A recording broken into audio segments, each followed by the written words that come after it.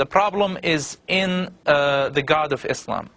This is shocking, and unfortunately this is the reality about this God. He is a God of torture. He is a God, the deceit God. This is what he talks about himself. You are going to make millions, millions upon millions of Muslims very, very angry. I'm not trying to offend Muslims. I love them. Those Muslims are my family.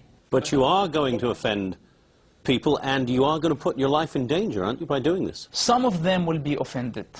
Some of them will be offended. But I am sure, I believe that many of them will wake up. Some of them will try to kill you.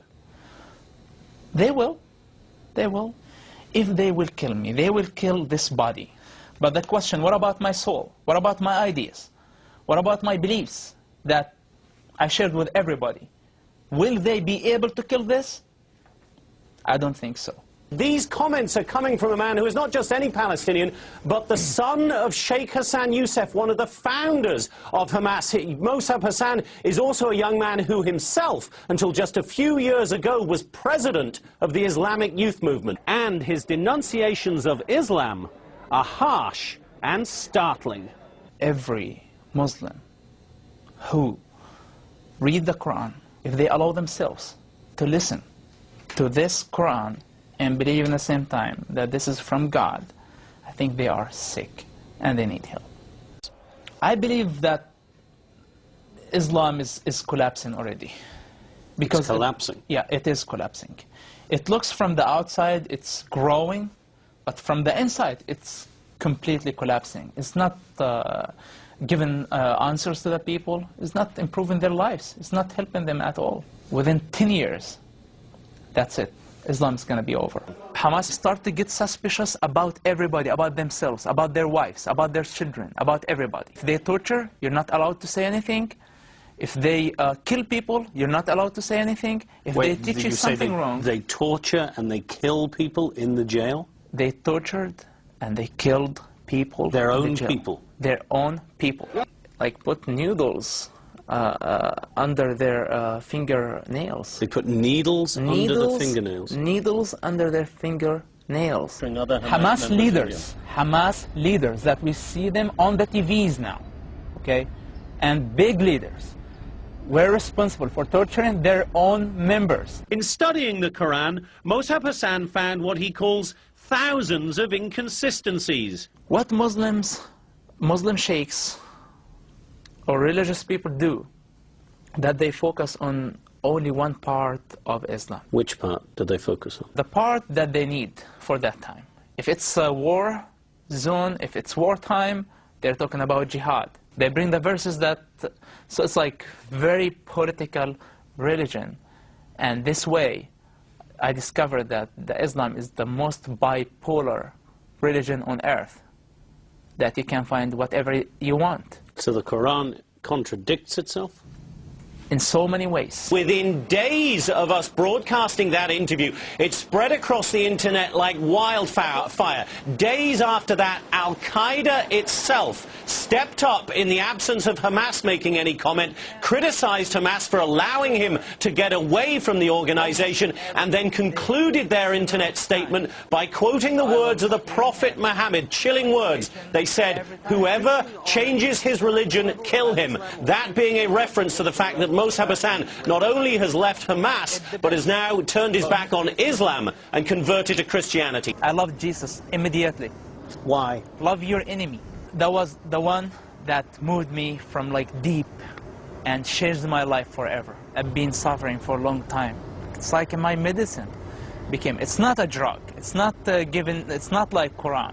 Quran is a drug. The Quran is a drug, you say? Islam is a drug. To be honest with you, being killed is not the worst thing can happen to me. But if my soul is dead, if I feel the responsibility and I don't say a word of truth, I will die every day. The biggest terrorist is the God of the Quran. I know this is very dangerous. And I know this is this will offend many people, but my goal not to offend them. What I'm saying, that the biggest terrorist is Allah of the Quran, the God of the Quran, the God of Islam. Since Yusuf's book was published, his father, Sheikh Hassan Yusuf, has publicly disowned his son. I want to ask you, of course, to pray for me and pray for my family. They were under lots of pressure. The last time I talked to my dad, he told me, I asked him to disown me because I know how difficult this is for them. And he told me this is not an option. I know their hearts. They're good people. But unfortunately, their God doesn't have a minimum amount of humanity. He unskinned their humanity. He wants them to be beasts. Our problem is with their God. Our problem is with their ideology. Please do understand the difference between Islam and Muslims. Please, Muslims are wonderful people. The worst criminal terrorist Muslim has moralities, responsibilities, logics than the God of the Quran. And what I see that governments are hunting the street drug dealers when they are trying to catch somebody like Bin Laden. How old Bin Laden is?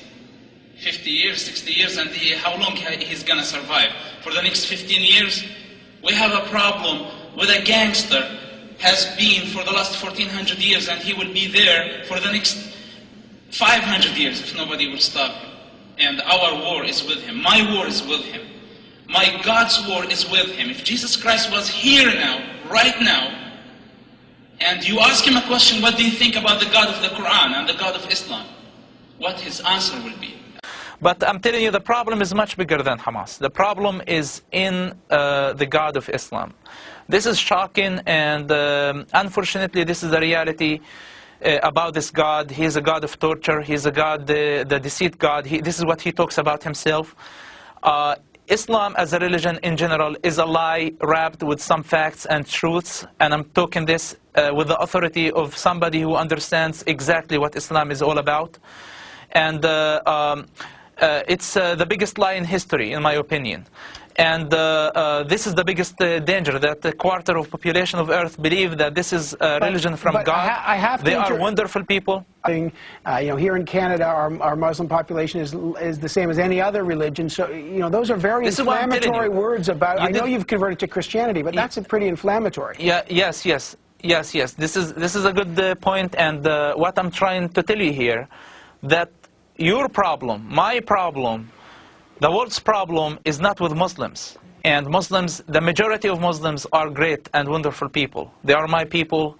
I know their pain, I know their sufferings, and I know their hearts. When you go to the Middle East, when you go to any Muslim community, you see their passion, you see their hospitality, and you get confused, even more confused. You say sometimes, those Muslims are better than many Christians, and we are not in a position to compare people.